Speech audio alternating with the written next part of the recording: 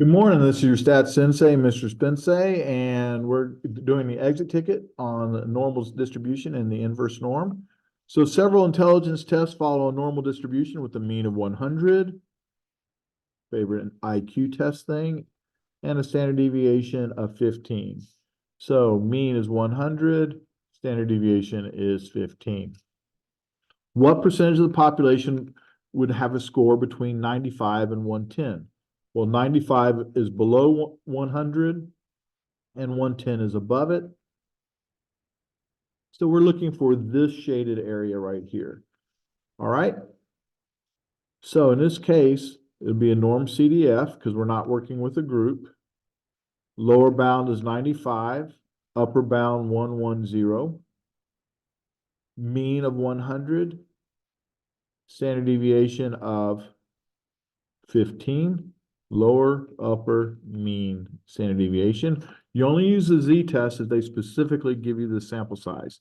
Second VARS, normal, CDF, lower, 95, upper, 110, mean, 100, standard deviation, 15, and we end up getting 0.3780. So 0.3780, and that's how much area or probability is in this shaded section right there. What interval centered at a score of 100 contains 50% of the population? Well, this time they gave me a percent, so I know I'm going to be using the inverse norm. And they want it centered about the mean. So we're looking for this, and this needs to be 0.50. That's the amount of area. We know that this is 100, and this is the x, this is the lower bound, and this is the upper bound. So I'm looking for those two things. So it should give me two numbers. So here we go, second VARS, and second VARS, and it asks for inverse norm.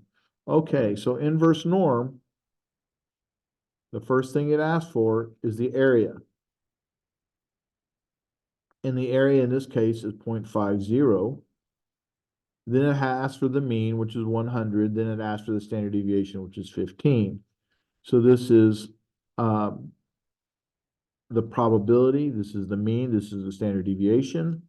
And then we need to know where we're shading. Well, we're shading in the middle or we're shading in the center, however you want to address that. So this is 0.5. This is 100. And this standard deviation was 15. We have center selected. And we find out that our lower bound is 89.88. And our upper bound is 110.11.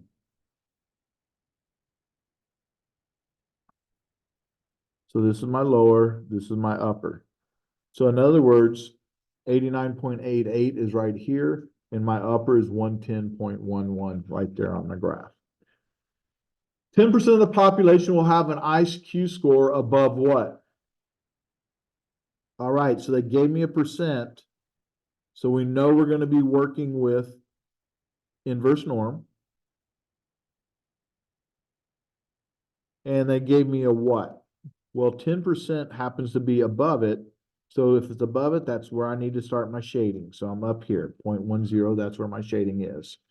Well, the inverse norm, we know this is 0.10. We know the mean is 100. We know the standard deviation is 15. So probability, mean, standard deviation. And we're shading on the upper side, so that means we're shading from the right. Second VARS, inverse norm. Area is 0.10, mean of 100, standard deviation of 15. Shading from the right this time. But we end up with 119.22. So this X value that we found right there is 119.22. Finally, for a population of 2,500, how many are expected to have a score above 125? Well, this is a two-part question. It's a little bit tricky. We need to find out the probability that anyone has a score above 125. So my mean is 100. and this is 125, and I'm looking for this area right here. So let's do that. If I'm looking for the area and I don't have, this is going to be a norm CDF. The lower part of my shading is 125. My mean, the upper part of my shading is positive infinity. My mean is 100, and my standard deviation is 15.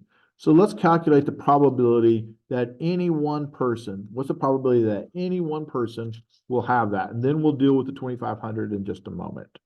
So second vars, normal, CDF, lower bound, 125, upper bound, 9 to the 99th, mean of 100, standard deviation of 15. We end up finding the probability that someone has that is 0.0477. So that's that area right there. That's my probability. But they didn't ask you for the probability. They asked me for how many. So expected value equals NP. N is my sample size. So that's 2,500 times 0.0477. Because I need to take how many people and multiply it by my probability, and that will tell me the answer. So just times 2,500, and I find out, oh, it's about 119 people. So approximately 119 people. And we're just going to round that, or 119.4758. All righty, appreciate you watching. Hope to see you on the next one. Thank you.